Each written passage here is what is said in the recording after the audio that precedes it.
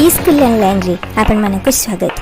आज मैं आपण मानक गोटे सुंदर नियारा प्रबंधटी नहीं आसी। आज विषय रही पाठागार आंदोलन। ये पाठागार आंदोलन कौन?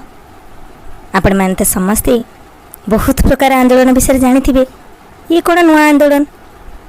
आसतु ये प्रबंध माध्यम आम आलोचना करवा ये पाठागार आंदोलन कौन, यार आवश्यकता कौन रही प्रति व्यक्तिर जीवन में सामाजिक संस्कार निमंते ये पाठागार आंदोलन भूमिका कौन रही सबु विषय गुड़िक आम अति सुंदर भाव आलोचना करवा।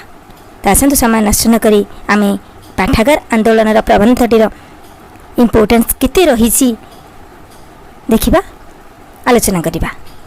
उपक्रमटी प्रथम देखिबा।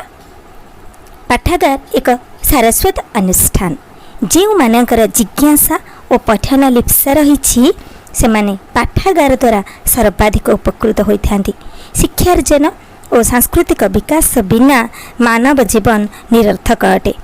ज्ञानार्जन बल मनीष श्रृंखलित मार्जित और सुरुचि संपन्न होता है। पुस्तक देहरे विभिन्न विषय विस्तृत तथ्यावली लिपिबद्ध हो रही है। एणु यह ज्ञानार्जन में सहायक संगे संगे जीवन बहु आवश्यकता पूर्ण करने निमंते मनीष को प्रेरणा जोगाई थाए। अवसर समय रे पुस्तक पठन करने फल उक्त समय सद्व्यवहार होता है। पढ़ाई आग्रह थिले मध्य समस्ते सब प्रकार बही क्रय करने समर्थ हो न थांती।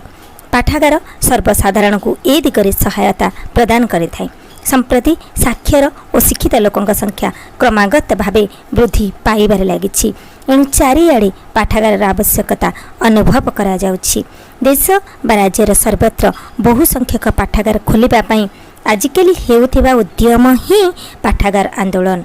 पाठागार आंदोलन आधुनिक युगरे शिक्षार संस्कार और विकास निमंते एक अभिनव पदक्षेप। आधुनिक जुगरे पाठागार आवश्यकता को अत्यंत गुरुत्वपूर्ण भाव विचार करा जाउछि। विशेषकर ग्रामांचल युव समाज पाठागार स्थापन निमंते उद्यमरत थिबा बहुल भाव परिलक्षित हुए। अतीत में ओडिशार ग्रामे ग्रामे भागवत गादीमान प्रतिष्ठित होइथिला। एहा ही थिला ग्राम्य जीवन में सारस्वत तथा सांस्कृतिक विकास प्राण केन्द्र। किंतु समय क्रमे भागवत गादीर स्थिति और परिचालना क्षेत्र में शिथिलता आसी। एबे आम ग्राम्य जीवन लुप्त प्राय। आधुनिक पाठागार स्थापन यार स्थान पूरण करिपारे अनेकांशरे सक्षम होई पारे। एणु देशर सर्वत्र पाठागार स्थापन करने निमंते उद्यम करा जाउछि। विशेष करी ग्रामांचल रे पाठागार स्थापन निमंते सरकारी और बेसरकारी उद्यम अद्यावधि अब्याहत रही। नूतन पाठागार स्थापन और पाठागार आवश्यकता प्रति जनसाधारण सचेतनता वृद्धि और पाठागार परिचालना आदि को अधिक जनप्रिय करने उद्यम ही पाठागार आंदोलन। यही आंदोलन स्वस्थ समाज गठन दिगरे विशेष भूमिका ग्रहण करता है। पाठागार आंदोलन फल सर्वत्र बहु संख्यार पाठागार स्थापित होता है। यह द्वारा जनसाधारण मन में पठन सचेतनता और नवजागरण अभ्युदय घटे। पूर्वे केवल बड़ बड़ सहर और नगर मानक पाठागार मान प्रतिष्ठित होता। यही सब पाठागार विभिन्न पुस्तक समेत संवादपत्र पत्र पत्रिका रेडियो आदिर सुव्यवस्था थिला। फल केवल सहरवासी पाठागार उपादेयता उपभोग करि पारुथिले, किंतु यह सार्वजनीन नथिला। पाठागार आंदोलन सहर ठारू आरंभ करी निपट मफसल पर्यंत सर्वत्र पाठागार प्रतिष्ठित हेबा फल प्रत्येक व्यक्ति निमंते उपरोक्त सुविधा सुजोग उपलब्ध होई पारिबो। साक्षरता वृद्धि फल आजिकल सर्वत्र बहु संख्यार नवसाक्षर रही निमंते पाठागार आवश्यकता को कहीं अस्वीकार करें नहीं। एणु पाठागार आंदोलन फल अधिक पाठागार स्थापित हेले सेमाने विभिन्न पुस्तक और पत्र पत्रिका अध्ययन करी निज साक्षरता को बजाय रखिपारे। नारी शिक्षा ए जुगर एक मुख्य आवश्यकता। आजिकल नारी शिक्षार प्रसार मध्य वृद्धि पाइलाणी।